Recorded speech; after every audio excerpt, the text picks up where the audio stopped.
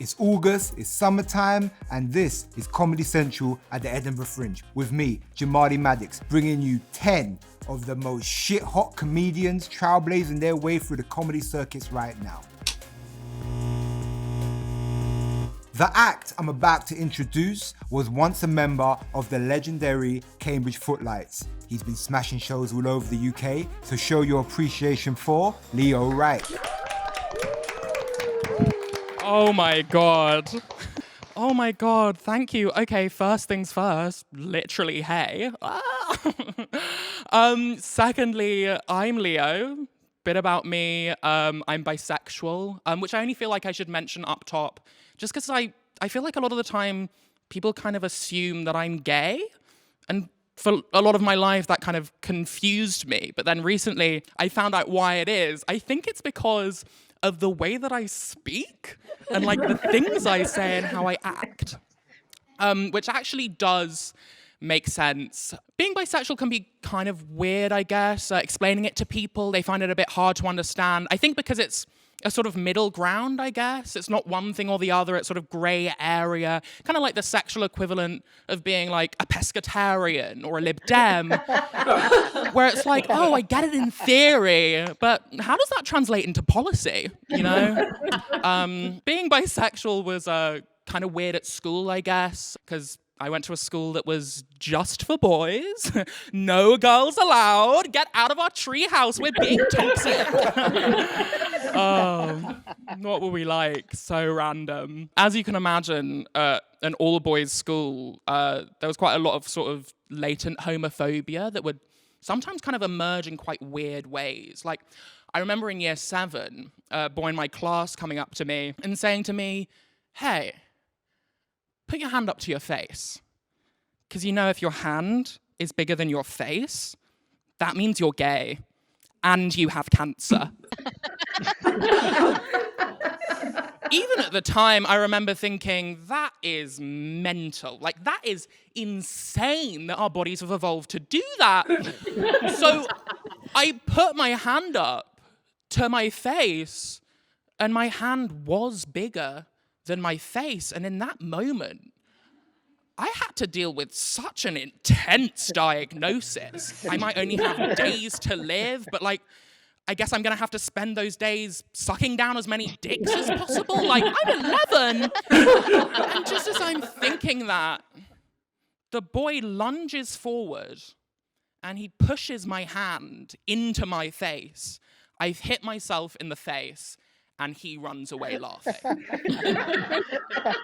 And I felt so embarrassed, and I go bright red. And I remember thinking, like, apart from anything, what a low thing to do to someone who was just found out they have cancer. Like, pick me while I'm down, why don't you? Do you know what I mean?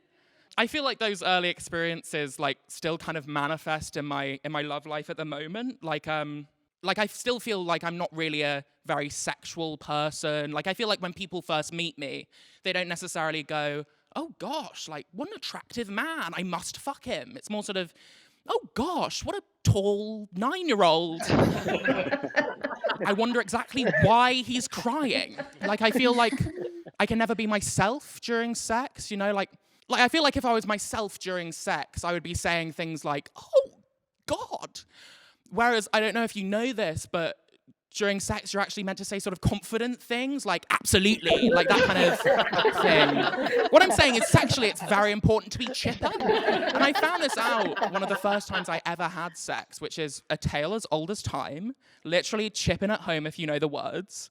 I'm 19, he's 24, he's having a house party, it's winding down. He says to me, do you want to stay over? I'm like, okay, sure. He's like, great, here's the plan. What you're gonna do is you're gonna leave and you're gonna wait around the corner until everyone else at the party has left, at which point you're gonna come back, but make sure you don't run into any of those people, because I'd rather be dead in my grave than anyone on God's green earth know we're fucking, as it would bring shame on my family. I'm paraphrasing.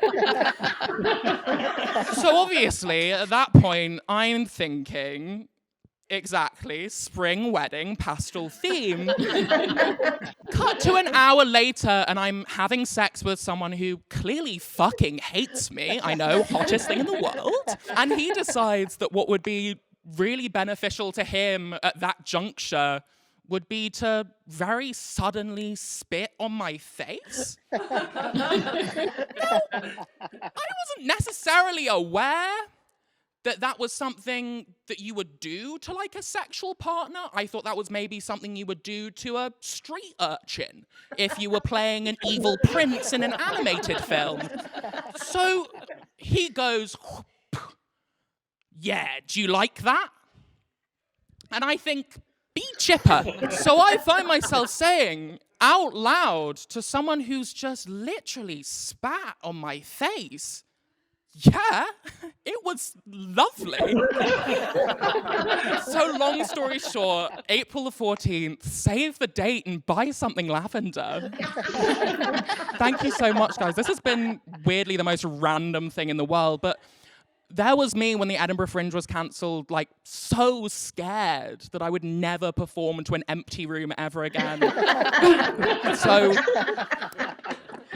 what I'm saying is never give up on your dreams. I've been Leo Reich. Thank you so much. Bye.